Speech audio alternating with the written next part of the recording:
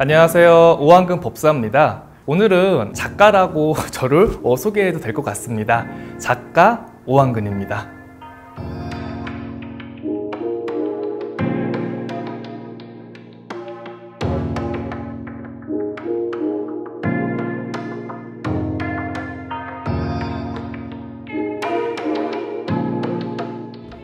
지금 코로나도 지금 끝나지도 않았는데 네. 책을 내셨나요? 코로나라서 더 책을 냈습니다. 왜냐면 올해 지금 우리가 굉장히 힘들었잖아요. 코로나가 2년 동안 계속됐고 어떻게 보면은 처음 경험해본 나라의 그런 역병이죠. 그러다 보니까 사람들이 많이 힘들어하고 우울해하고 그런 위기 속에 있다는 얘기를 굉장히 많이 들었어요. 사실은 저도 많이 힘들었고 이 코로나 때문에. 그래서 어떻게 하면 이 어려운 시기에 여러분들한테 포기하지 않는 그런 용기와 위로가 돼줄 수 있나 생각하던 찰나에 제가 1년간 저의 고통과 깨달음을 담은 책을 출간하게 됐습니다. 이 책이라는 게 제가 처음에 되게 만만하게 봤거든요. 아 그래 뭐 블로그에 쓰는 것처럼 쓰면 되지 생각을 하고 쉽게 생각을 했는데 야, 이 책이라는 게 제 자신을 다 드러내는 일이더라고요. 그러니까 사람은 각자 숨기고 싶은 비밀도 있고 내 자신에게 솔직하지 못한 부분들이 많아요.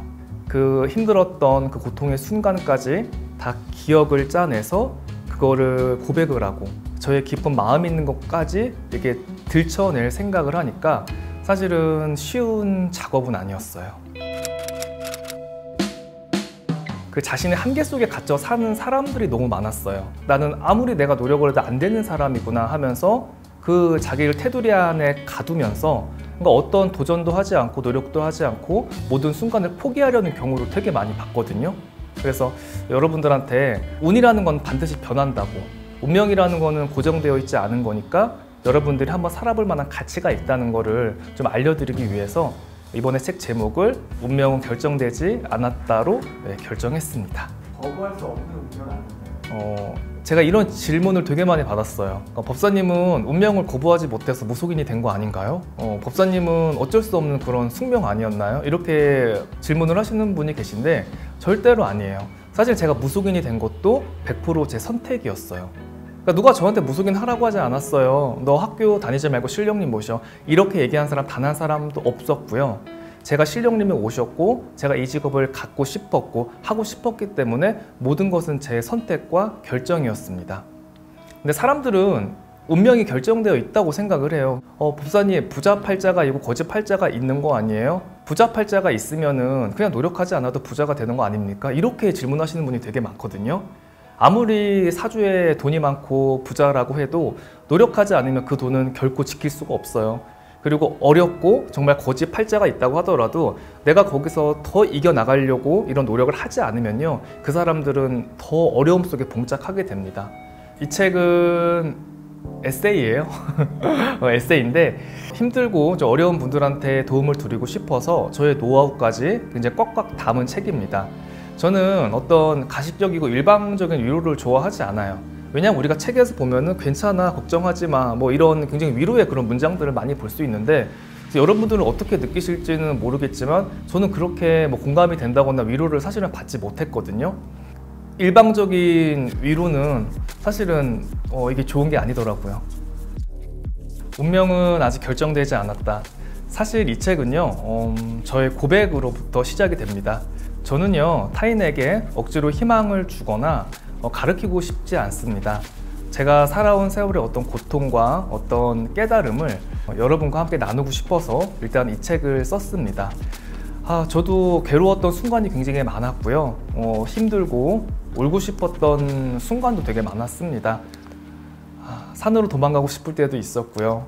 사람들의 어떤 시선이나 편견 속에서 숨어버리고 싶을 때도 있었어요. 그런데 제가 이 책을 왜 썼냐면 그럼에도 불구하고 저의 어떤 깨달음과 성찰, 저의 용기와 어떤 위로를 받으시고 다시 한번 힘을 내셨으면 좋겠어서 제가 이 책을 쓰게 됐습니다. 사람들이 저한테 물어봐요. 법사님, 운명이라는 거는 어떻게 바뀌는 건가요? 어떻게 운명을 바꿀까요? 이렇게 물어보는 분들이 많은데 여러분 운명이라는 건요 구름운의 목숨명입니다. 고정되어 있지 않아요. 구름이 흘러가듯이 우리 운명은 항상 흘러갑니다.